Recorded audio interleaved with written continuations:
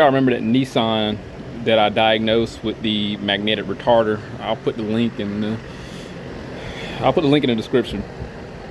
But it came back. I didn't want to, I'm gonna be honest, I didn't want to do a whole drawn out video removing and everything. I simply just took off the wishbone, that torque mount, motor mount to the right, and 10mm bolts. Pull it out.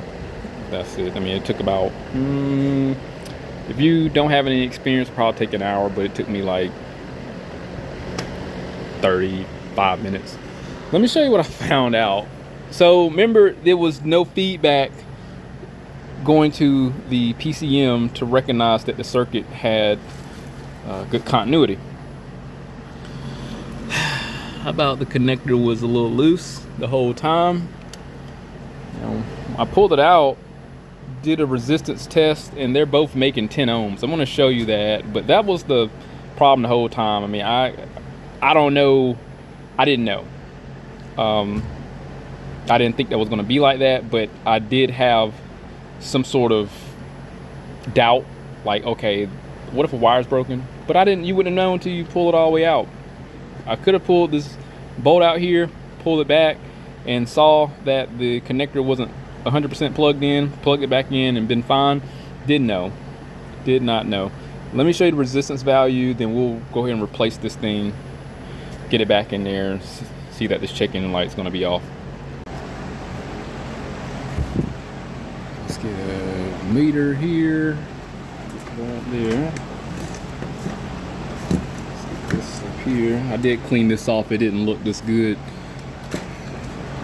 Did give it a brake clean treatment. Check my connections. Just gonna go and put two of these, two in the back, and we have 10.6 ohms. So there's continuity there. Let's plug this in, and then let's just check the connection. Two side ones. 10.7 ohms. Crazy. I'm just gonna go ahead and replace it, and look at this. Connector's in there real good now. I'm not sure how it even came out.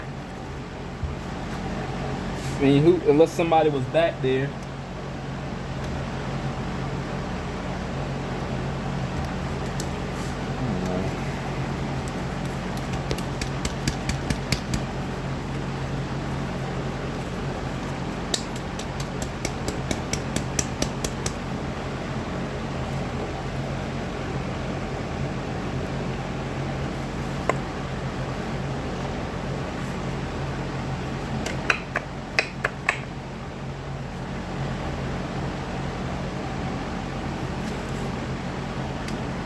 Crazy.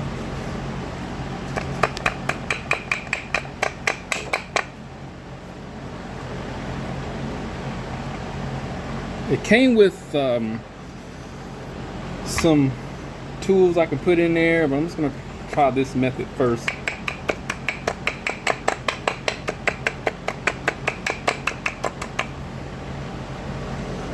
And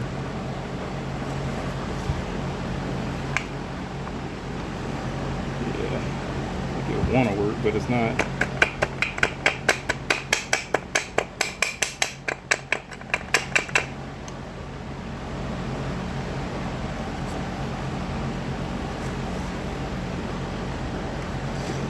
Pick in here.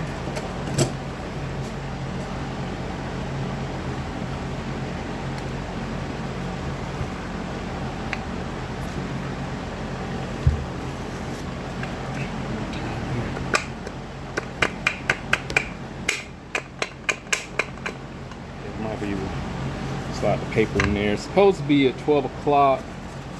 Where's the paper that it came with? It's supposed to be like every 90 degrees. There you go. So I'm supposed to cut these and slide them in. I'm not great at following directions. I'm sure there's a special way to cut these, and I did not. So again, I'm not following instructions to the T.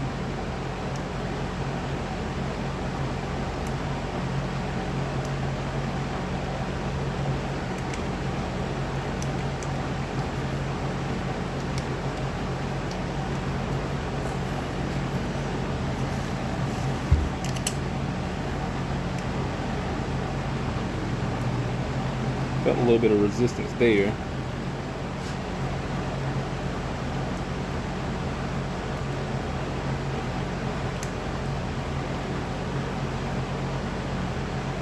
Felt some there.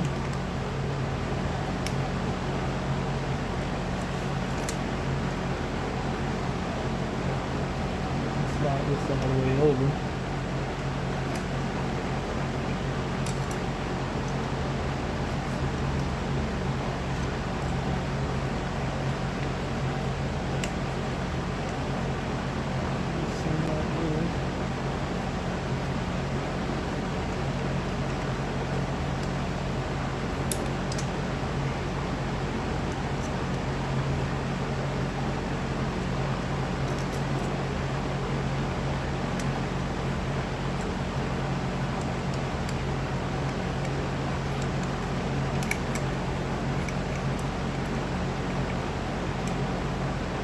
I think that's it. Let's see what happens.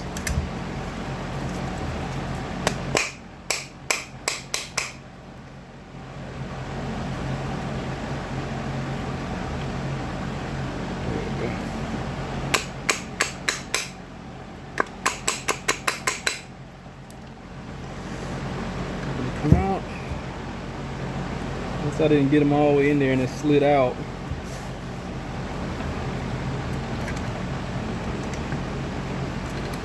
Yeah, let's try it again.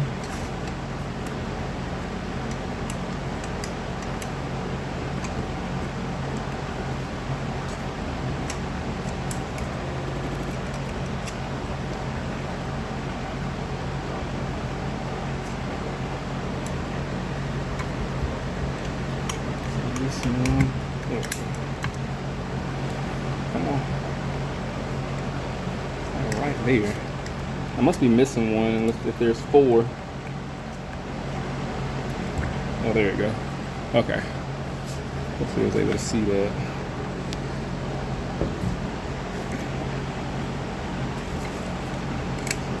Let's see if we can get a good view of the snap ring that's in there. See that ridge? That's what you're trying to overcome. There's 1, 2, 3. So that was 4. So I missed. There's one right here, one right here, one right there, and there. So if you're looking at it from here, if this is 12 o'clock, around about close to 12, about 4, 7, 9 o'clock. So let's get you a better look right there.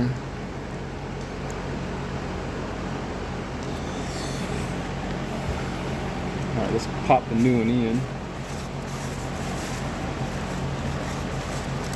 The guy got it off of eBay.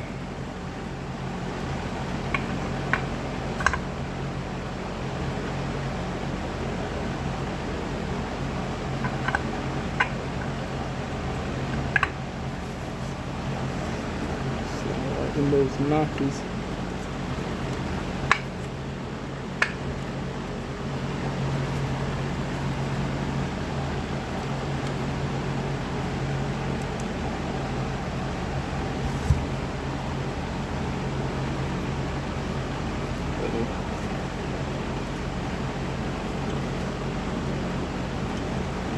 I did not line it up great.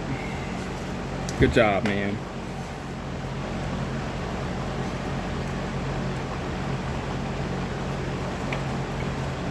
I didn't give myself enough light.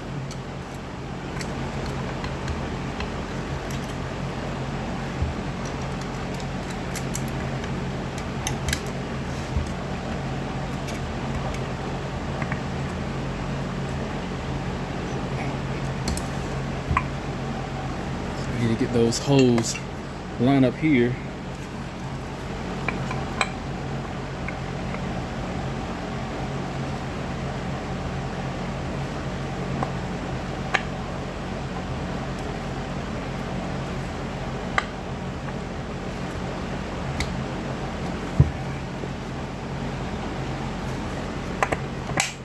we go.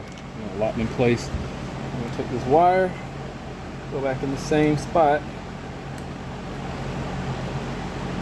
Put the straw.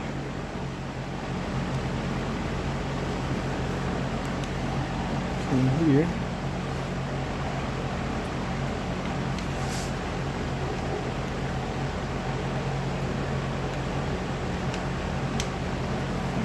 There we go. We're in good shape now. That's lined up. Now I'm just going to install this in reverse order. Like I say, there's the bolt pattern. All those vacant holes or where the 10mm bolts go. And then we'll see if we got a check engine light or anything. So we seem to be locked in. I got everything replaced, put back in working order. The vehicle, mind you, the vehicle been gone for a couple weeks since the time I did the video, and I do need to do a tune-up and a couple other things to this, so might get some honorable mentions or some shots of the honorable mentions besides the main thing I'm dealing with now. But cylinder 5 misfire, make note of that. Multiple misfires. Likely it's going to be coil boots. Here's the main one we're dealing with, the P0078 variable intake air system, and that P0078. So remember, before when I would clear it, it would come back immediately. So let's go ahead and clear it and see if it comes back immediately, which it shouldn't, because there was no feedback. If you look at the video, I do go into detail about that. The vehicle needs to see feedback, some reference voltage, and when it sees a broken circuit and it doesn't see that 12 volts going in and coming back, then it's going to detect the problem. So is it done? Nope. All right, I'm gonna let it do its thing here. I'm not sure why it's acting a little slow. I'm not that far from the car. It's like literally sitting behind me. Alright, so we're finished finally. So let's do a fault scan and see if that code comes back immediately. If it don't, then we know we fixed it. If it do, then I done broke something. But it should fix it because we tested it. We know we were where we went absent, and it didn't compare it with the new one. So you know, we got to have some sort of continuity to have the potential of feedback. So we had that 10.4 ohms. Alright, finally. I don't know why it took so long. So that's fixed. That code's gone. So we're in the engine. That should be successfully resolved. Trouble codes. Yep. So we're fixed. Read codes. Yep. Cool. That's fixed. Let me get this other stuff down. As a matter of fact, let's just start it up. All right. Let's see what happens. Uh-oh. Hush. Oh yeah, that's a lot better, because before it wouldn't even rev up that well. That's a lot better. This guy's gonna be pretty happy. No codes. This is 100% fixed. I wish I would have. I know next time. I mean, who would have thought about that? I swear. I make mistakes, and I was right, and I was wrong simultaneously. So we were missing something, but as far as inside, we wouldn't have known. So hindsight is always 20/20. Let me get this other stuff knocked out. How many miles on this thing?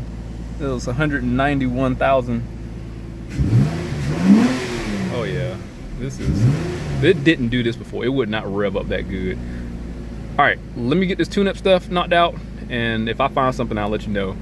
All right, so I got everything knocked out, went through very smooth. I did have to replace a couple things, just not only the PCV, but the couple of additional stuff they got, like an air filter for the engine, cabin air filter, and that's pretty much it.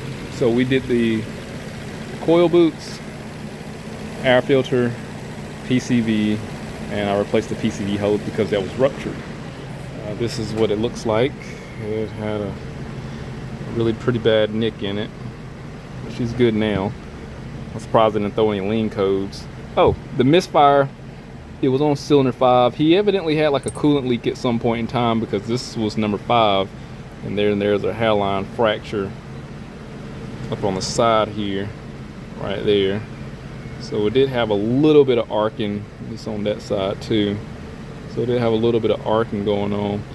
There was a lot of coolant, oil, kind of water mix in there. It wasn't like a lot of oil, but it was, the coil boot was definitely saturated, and this was too. So it was like it was water in there at some point. So that's fine.